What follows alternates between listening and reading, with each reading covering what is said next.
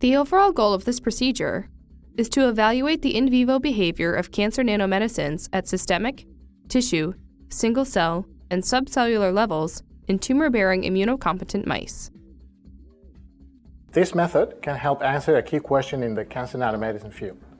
How do nanomedicines accumulate quantitatively in different tissues of living animals over time? The main advantage of this technique is that this dual labeling approach allows for in vivo nanomedicine characterization from the macroscopic to the microscopic level.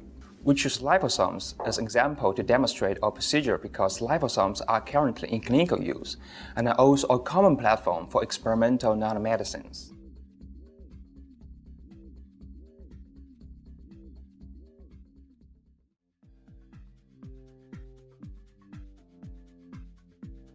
To begin the procedure, dissolve 20 milligrams of a lipid mixture, which includes 0.1% by mole of a lipophilic cationic fluorescent dye, in 2 milliliters of chloroform.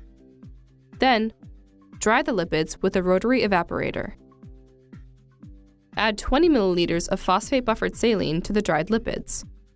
Sonicate the mixture on ice with a 3.8 millimeter probe sonicator at 30 watts for 30 minutes, keeping the mixture between 4 and 20 degrees Celsius throughout.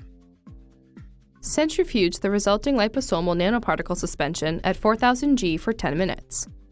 Discard the pellet and wash the liposomes with PBS using a 100 kilodalton MWCO centrifugal filter unit at 4000 G.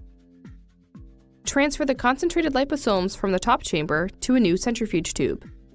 The liposomes may be stored in PBS in a fridge for up to 1 week. Perform dynamic light scattering.